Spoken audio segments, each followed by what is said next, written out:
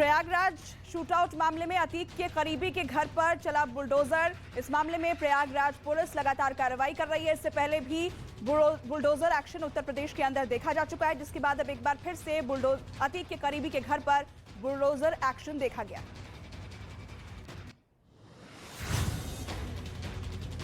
उमेश पाल हत्याकांड का इस बीच एक नया सीसीटीवी फुटेज सामने आया है, जिस फुटेज में शूटर से खुद को बचाते और भिड़ते उमेश पाल नजर आ रहे हैं। इस वीडियो में जो शख्स दिखाई दे रहा है उसे लेकर भी कुछ दावा किया गया है। उमेश पाल के घर के सामने वाली गली का ये वीडियो बताया जा रहा है, जिसमें उमेश पाल खुद शूटर से भिड़ते और बचते दिखाई दे रहे हैं। शूटर के अतीक के बेटे असद होने का दावा किया जा रहा है। सिद्धू मूसेवाला के पिता का बड़ा बयान सामने आया है। उनका कहना है कि लॉरेंस बिश्नोई का इस्तेमाल किया जा रहा है और पंजाब सरकार इस मामले में लापरवाही से कार्रवाई कर रही है। उन्होंने पंजाब के कैबिनेट मंत्री अमन अरोड़ा के बयान की भी निंदा की है, जिसमें उन्होंने कहा था कि घटना के दिन सिद्धू मूसेवाला की सिक्योरिटी कम थी और इसलिए उनकी हत्या हुई। बिहार विधानसभा में बीजेपी विधायकों ने जोरदार हंगामा किया। तेजस्वी यादव के इस्तीफे की मांग को लेकर विधायकों ने नारेबाजी की और हाथों में पोस्टर लेकर विरोध जताते नजर आए। इसके साथ ही उन्होंने तेजस्वी यादव पर भ्रष्टाचार का गंभीर आरोप भी लगाया। बीजेपी विधायकों ने बिहार में बढ़ते अपराध और बिगड़ती कानून व्यवस्था के खिलाफ भी अपना गुस्सा इस दौरान जाहिर किया। राहुल गांधी के लंदन में दिए गए बयान पर बीजेपी ने आज फिर हमला बोला। केंद्रीय मंत्री किरेन रिजिजू ने कहा कि राहुल ने लंदन में झूठ बोला और देश का अपमान किया। इस बात के लिए राहुल गांधी को माफी मांगनी चाहिए। उन्होंने आगे कहा कि कांग्रेस नेता जो बोलते हैं अपनी मर्जी से बोलते हैं, लेकिन देश को बदनाम करने का अधिकार किसी को भी नहीं दिया गया है। पीडीपी अध्यक्ष महबूबा मुफ्ती जम्मू कश्मीर के पुंछ में नवग्रह मंदिर के दर्शन करने पहुंची। उन्होंने पहले पूरे मंदिर के चक्कर लगाए और फिर भगवान शिव के दर्शन कर जल चढ़ाया, जिसके बाद सियासत तेज हो गई। इस पर महबूबा मुफ्ती ने कहा, किसी ने श्रद्धा से पानी दिया तो हमने चढ़ा दिया। वहीं बीजेपी ने कहा कि मोदी ने सभी को सिखा दिया है कि सनातन किसे कहते हैं। उत्तर प्रदेश के संभल में एक कोल्ड स्टोरेज का हिस्सा गिरने से बड़ा हादसा हो गया, जिसके बाद मौके पर चीख पुकार मच गई। आनन फानन में रेस्क्यू ऑपरेशन शुरू किया गया। बताया जा रहा है कि कोल्ड स्टोरेज में कई मजदूर काम कर रहे थे। कोल्ड स्टोरेज का हिस्सा गिरने से 24 से ज्यादा मजदूरों के मलबे में दबने की खबर मिल रही है। वहीं प्रशासन के आला अधिकारी भी मौके पर मौजूद हैं।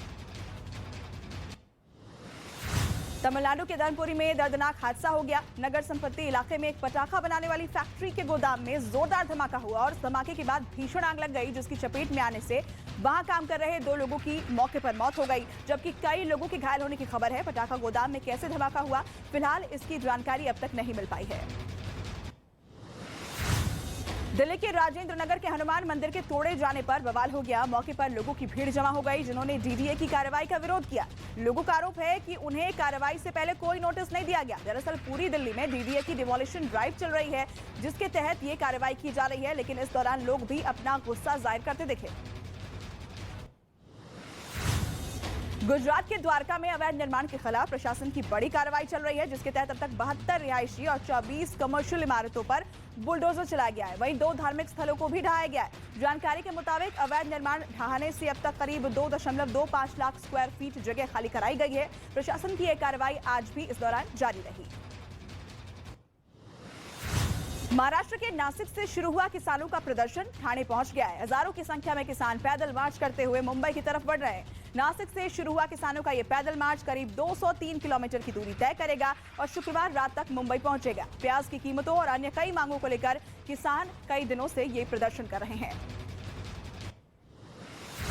उत्तर प्रदेश के वृंदावन में बने रंगनाथ मंदिर में ब्रह्मोत्सव की धूम है। इस मंदिर में 10 दिन तक उत्सव चलेगा और आज उत्सव के 7वें दिन रथ यात्रा निकाली गई है। इस दौरान भगवान रंगनाथ को सोने और चांदी से बने वाहनों पर विराजमान कर भ्रमण कराया जाता है। रथ यात्रा के दौरान भगवान के दर्शन के लिए भक्तों की भारी भीड़ भी इस दौरान मौजूद रहती है। हिमाचल प्रदेश का मनाली बर्फबारी से एक बार फिर गुलजार हो गया है। बर्फ से ढके पहाड़ मनाली की खूबसूरती को बढ़ा रहे हैं। मैदानी इलाकों में गर्मी बढ़ने के बाद बड़ी संख्या में पर्यटक यहां पहुंच रहे हैं और बर्फबारी का लुत्फ उठा रहे हैं। इस दौरान कोई बर्फ के बीच में बैठकर स्नोमैन बनाता नजर आया, तो कोई बर्फ के ऊपर खड़े होकर डांस करता दिखा। उत्तर कोरिया के मिसाइल परीक्षण के बीच इधर दक्षिण कोरिया और अमेरिका की सेना ने संयुक्त युद्धाभ्यास किया। बताया गया कि दक्षिण कोरिया और संयुक्त राज्य अमेरिका ने 5 साल में अपना सबसे बड़ा संयुक्त सैन्य अभ्यास किया है। वहीं दावा किया गया कि उत्तर कोरिया की ओर से मिसाइल परीक्षण इसी सैन्य अभ्यास को जवाब देने के लिए किया गया। फ्रांस की राजधानी पेरिस में पेंशन सुधार बिल के खिलाफ लोगों ने प्रदर्शन किया।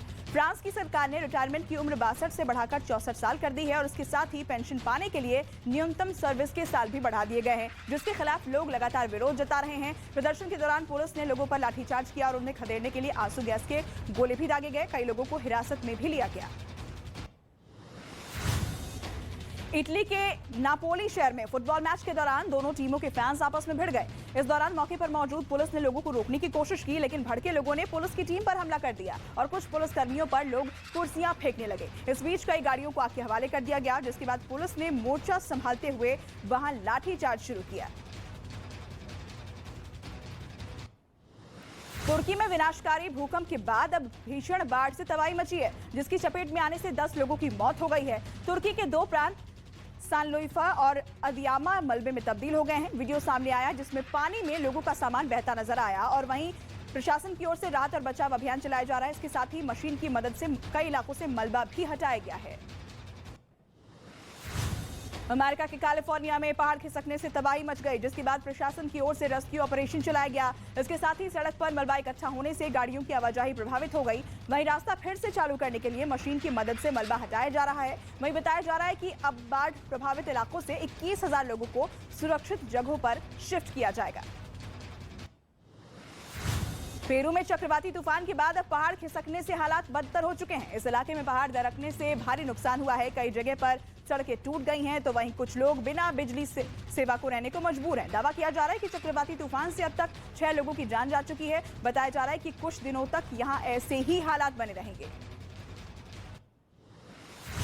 कोलंबिया के उबाते प्रांत में कोयला खदान में जोरदार धमाका हो गया और इस भीषण धमाके में 11 लोगों की मौत हो गई। बताया गया कि खदान में भारी मात्रा में गैस भरने की वजह से ब्लास्ट हुआ, जिसके बाद तुरंत वहां रेस्क्यू ऑपरेशन शुरू किया गया। फायर ब्रिगेड और राहत बचाव की कई टीमें कोयला खदान में पहुंच गई। उन्होंने खदान के नीचे जाकर फंसे लोगों को बाहर निकालने का काम शुरू किया।